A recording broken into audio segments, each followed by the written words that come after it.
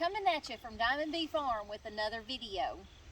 Today, since we have sowed our turnip greens and we have some what I call accidental crops coming up, voluntary crops, I'm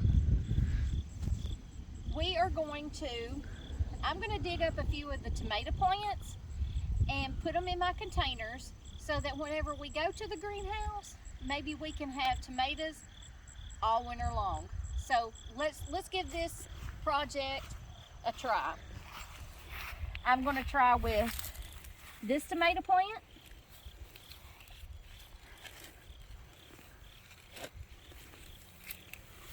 I'm going to try to dig up as much of the root as I can. And then I am going to put it in my container. Hang on, let me back up and I'll help you. It's an all hands on deck thing because it's about to get cold. It's gotten colder here, and it's time to get our stuff in the greenhouse. And I am going to put more soil because I've got more soil in it, and I'm going to kind of bury it up to as deep as I can get it. And look, it's already got a bloom on it. So I kind of feel guilty about it not being dug up. So we're going to dig up a couple of more and see what we can do with them. A little bit about how I'm picking my tomato plants.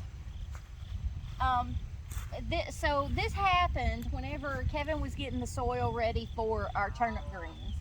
And the turnip greens have came up really good on that side, and then we've had all of this down through here as accidental crop, which that sometimes happens when you sowed too early and the soil has been too wet and warm, and it's caused everything that was already on the vine or already on the ground that already had already bolted and gone to seed. It caused all of this to come up because this is where we had our green beans and stuff like that. And also whenever we did tomatoes, whenever we did the tomato juice, this is where we put the tomato skins and stuff like that at. So that's why we have all of this in here as an accidental crop. How I'm choosing the tomato plants this time to go in, as our project for the winter months to see if they're going to come up, not going to come up. This is how I'm doing it. The ones, all of these here that are smaller and kind of like they have their adolescence, I'm going to try to get these ones that have really kind of matured, which not just because they're in the makings of blooms, just because I think maybe they will do better since they've already established here in this dirt. I'm having to uproot them and put them in new dirt that maybe they may do better since they seem to be already. They're bigger, they're stronger. They're bigger and stronger. So they'll have a better chance at survival. I am going to, if I see any that have suckers, which is a sucker is where they grow up between the main stem and a leaf. This is a sucker. I am going to go ahead and I'm going to break that off.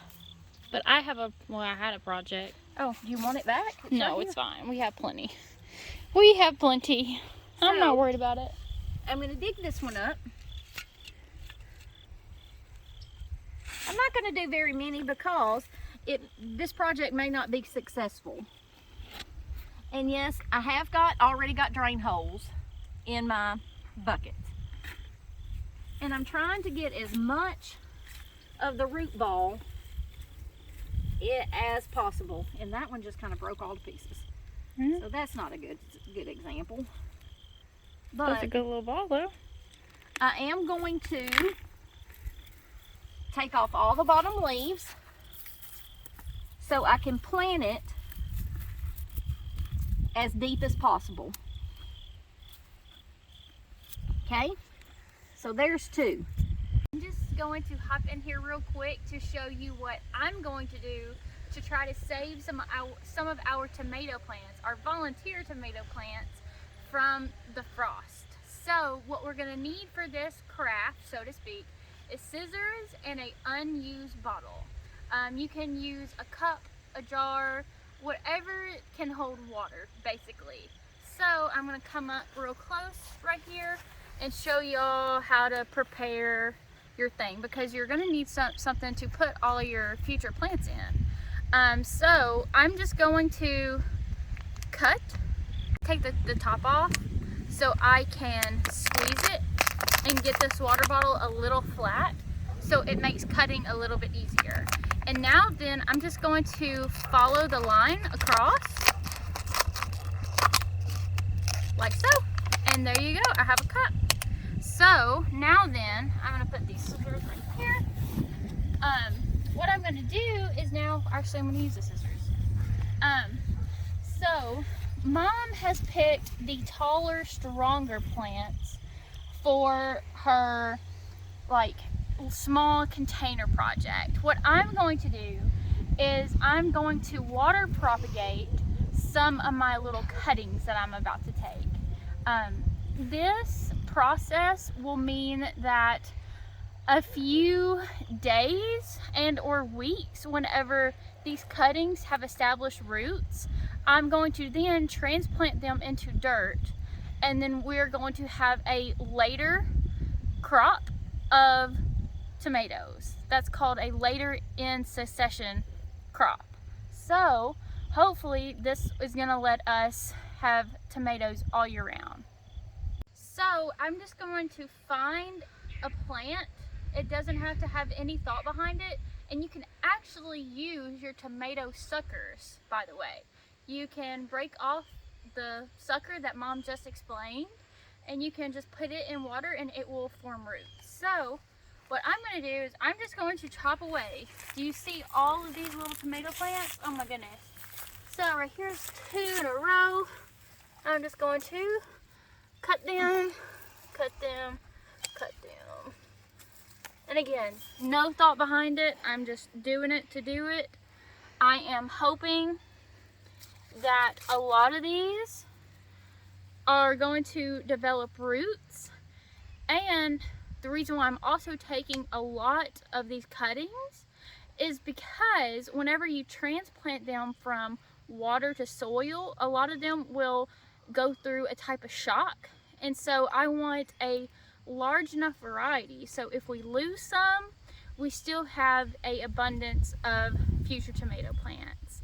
So let me finish cutting them, and I'm gonna fill this up with water, and I'm gonna leave them. I'm gonna leave them in like a windowsill. I'm gonna leave them in the greenhouse, whatever you want to do. Just somewhere warm where they can start developing roots.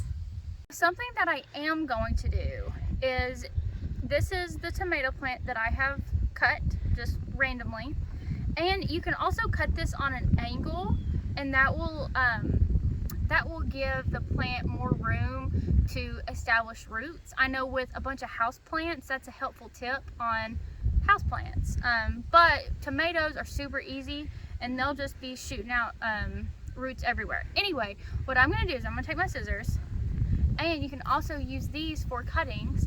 I'm just going to cut off all the lower limbs.